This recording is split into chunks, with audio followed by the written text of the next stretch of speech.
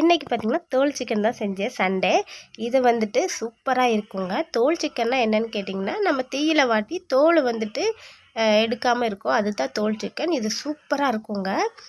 இப்போ பார்த்திங்கன்னா இது அரைக்கிறதுக்கு சோம்பு, ஜீரகம், பட்டை, கிராம்பு, இஞ்சி, பூண்டு இவ்வளோதாங்க. அப்புறம் வெங்காயம் இதையெல்லாம் மிக்ஸி ஜாரில் போட்டு நம்ம அரைச்சி எடுத்துக்கலாம். அடுத்ததாக பார்த்திங்கன்னா தாளிக்கிறதுக்கு எடுத்து வச்சுருக்கேன். இதுதான் தாளிக்கிறதுக்கு நமக்கு தேவையான பொருட்கள். இது அரைச்சி வச்சது. இந்த தோல் சிக்கன் வந்துட்டு நிறைய இடத்துல கிடைக்கிறதில்ல. ஸோ நீங்கள் வந்துட்டு இது கிடைச்சா வாங்கி சாப்பிட்டு பாருங்கள், சூப்பராக இருக்குங்க. நமக்கு அந்த தீயில் சுடுறதுனால அந்த சிக்கன் வந்துட்டு கவிச்செல்லாம் இருக்காது, நல்ல வாசமாகவே இருக்கும். இப்போ பார்த்திங்கன்னா தாளிச்சிக்கலாம்.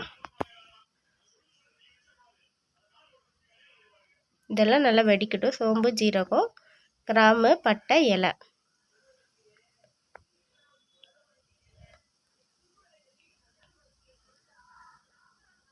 இது வெடித்ததுக்கப்புறம் நம்ம கருவேப்பிலை சேர்த்து வெங்காயம் சேர்த்துக்கலாம்.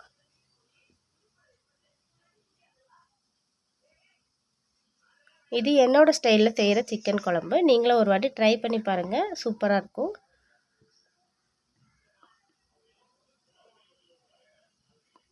இப்போ வெங்காயம் நல்லா வதங்கட்டும்.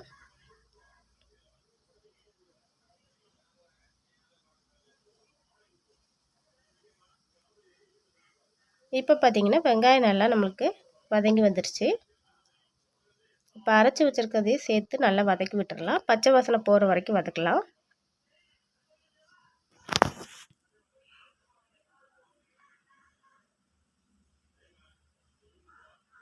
ஏன்னா நம்மளுக்கு அந்த இஞ்சி பூண்டோட பச்சை வாசனை போகணும். இப்போ பார்த்திங்கன்னா மிக்ஸி கழுவின தண்ணி அதையும் சேர்த்துக்கலாம்.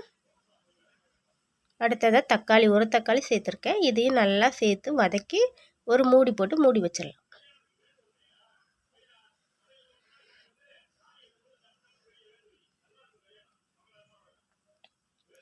இப்போ பார்த்தீங்கன்னா ஒரு மூடி போட்டு மூடி வச்சுட்டு இந்த பக்கம் சிக்கனை நல்லா சுத்தமாக கழுவி எடுத்துட்டேன்.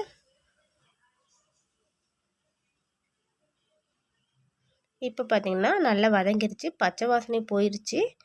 நான் வந்து சிக்கனை சேர்த்துக்கிறேன்.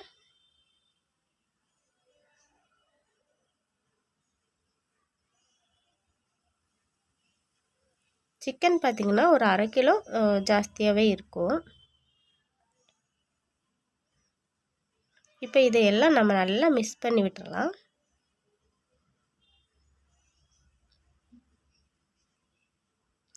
சிக்கனுக்கு வந்து இப்போ தண்ணி ஊற்ற வேணாம். நமக்கு வந்து அந்த சிக்கன்லேயே பார்த்திங்கன்னா தண்ணி விட்டுரும்.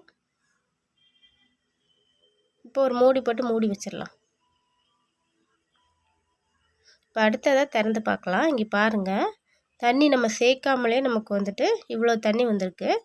நான் வந்துட்டு வீட்டில் அரைச்ச மிளகா பொடி ஒரு 3 ஸ்பூன் சேர்த்துக்கிறேன். உங்களுக்கு காரத்துக்கு ஏற்ற மாதிரி நீங்கள் சேர்த்துக்கோங்க.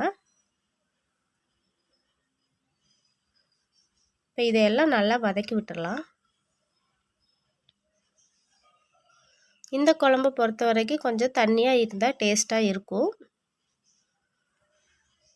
தண்ணியோட அளவு உங்களுக்கு எவ்வளோ வேணுமோ நீங்கள் சேர்த்துக்கோங்க, இல்லை இப்படியேனாலும் நீங்கள் விட்டுடலாம்.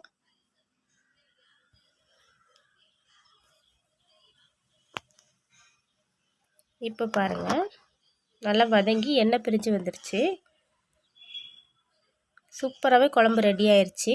உங்களுக்கு இந்த வீடியோ பிடிச்சிருந்தா ப்ளீஸ் லைக் பண்ணுங்கள், ஷேர் பண்ணுங்கள், கமெண்ட் பண்ணுங்கள். பக்கத்தில் இருக்க பெல் பட்டனை கிளிக் பண்ணி சப்போர்ட் பண்ணுங்கள். அடுத்த ஒரு வீடியோவில் பார்க்கலாம். ஓகே, பாய்.